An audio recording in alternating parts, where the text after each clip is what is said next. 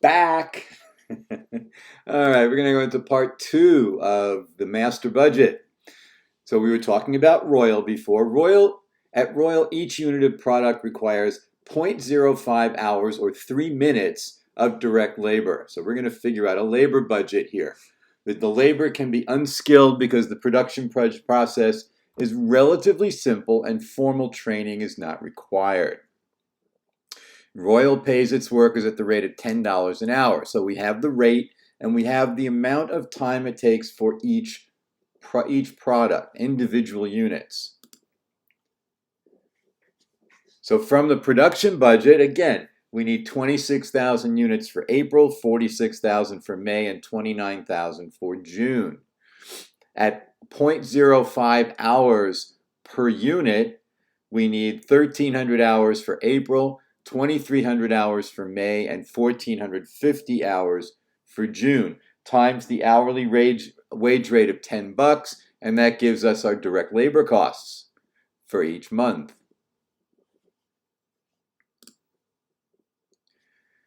At Royal, manufacturing overhead is applied to units of product on the basis of direct labor hours. So we're going to use that budget that we just calculated. The variable manufacturing overhead rate is $20 per direct labor hour. Fixed manufacturing overhead is $50,000 a month.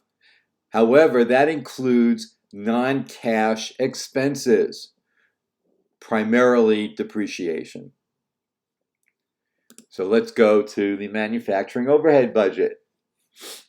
At 1,300 hours for April, the manufacturing overhead rate is $20. So we have variable manufacturing overhead of $26,000. We add the $50,000 of fixed manufacturing overhead costs, and we get total of $76,000. However, we're going to deduct the $20,000 of non-cash expenses, which gives us a cash disbursement for manufacturing overhead of $56,000. In May, again, we're going to take the hours times the overhead rate of $20, gives us $46,000 of variable manufacturing. There's $50,000 of fixed, so that gives us a total of $96,000 in manufacturing overhead. We subtract the non-cash expenses, and we get $76,000 for May, and we do the same calculations and get $59,000 for June. And of course, we're going to bring everything over to the last column to get the quarterly numbers. Now, we're calculating this box, we're calculating the POHR, right? We're taking total manufacturing overhead for the quarter of $251,000, there it is right there, dividing it by the budgeted direct labor hours of 5,050, and that gives us a POHR of $49.70 per hour. And we're going to be using that number in a little bit. So figuring out the ending finished goods inventory budget, we have direct materials are 5 pounds at 40 cents a pound, so it's $2 per unit. We have direct labor at 0.05 hours times $10 gives us 50 cents of direct labor per unit. And the manufacturing overhead is 0.05, the direct labor, times the $49.70 that we calculated as the POHR. So we get $2.49. So we have a unit cost in ending inventory of $4.99.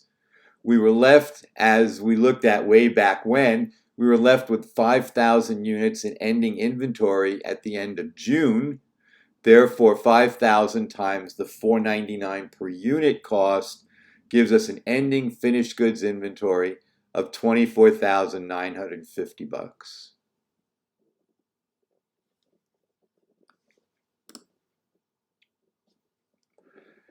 So now we're going to we looked at the production costs. Now we need to look at selling and admin. And for selling and admin, we have variable at 50 cents per unit sold. And we have fixed selling and admin expenses at $70,000 a month. Again, we're getting some non-cash expense here. Again, primarily depreciation. So that we're calculating at $10,000. So let's go take a look at the selling and admin budget.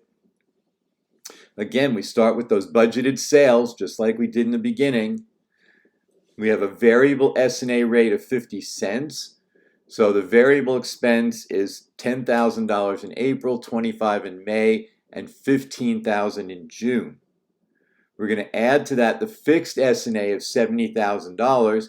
So we have $80,000 in S&A expenses for April, $95,000 in May, $85,000 in June. But then we have to go in like we did before, and we need to subtract the non-cash expenses. Remember, that's mostly depreciation.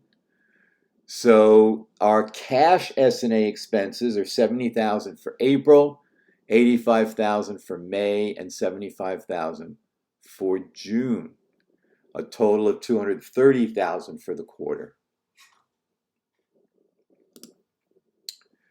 The cash budget is divided into 4 sections: cash receipts, cash disbursements, cash excess or deficiency. So do we have enough to take care of the bills or not? If not, we're going to need to borrow money. And if we need to borrow money, that's going to be section 4, the financing section.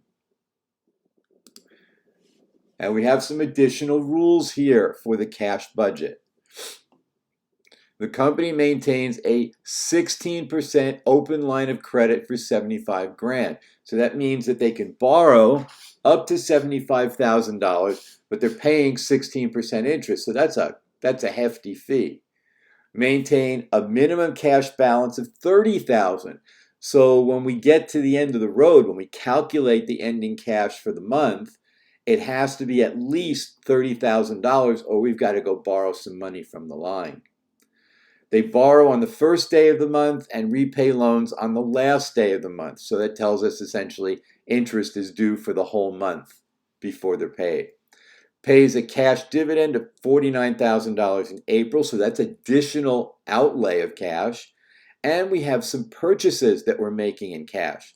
We're purchasing equipment in May for $143,700. And we're purchasing again in June for $48,003. Some hefty purchases in cash. I hope we're gonna make it. And they have an April 1st cash balance of $40,000. So that's our beginning cash balance for April for the quarter. So there's our $40,000.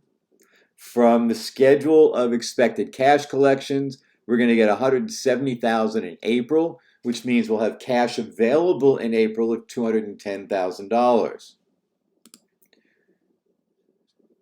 Now from the schedule of cash disbursements, we're going to be spending $40,000 for materials in April, $13,000 in direct labor, and from our manufacturing overhead budget, $56,000.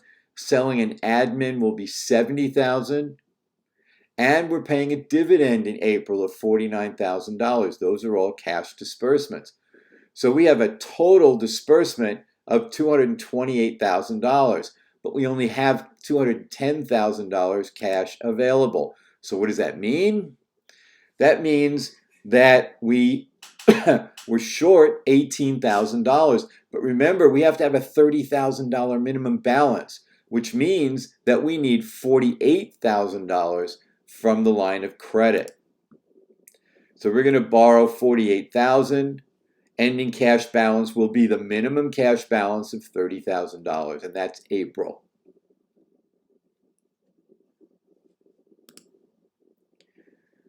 Now we go to May. May is giving us a total cash available of $440,000. This is that payment for the equipment. So we're going to spend $400,000 in May. That's going to leave us $40,000 in cash.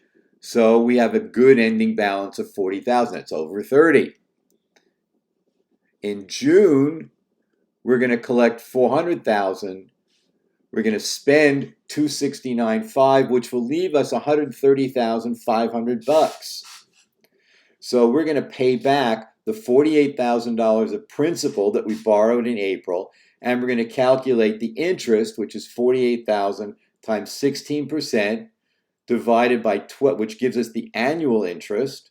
Divide that by 12 and multiply it by 3 because we were holding the money for 3 months. So the interest charge is $1,920. So we're financing is going to take out $49,920 from the $135, and we're left with an ending cash balance of $80,580, and we've paid off the note. We paid off the line of credit. So here's the income statement as it looks like from the budget. We have sales, budgeted sales of 100,000 units at $10 or $1 million. Cost of goods sold, 100,000 times that $499 per unit that we calculated before gives us COGS of 499,000, leaving us a gross margin of 501.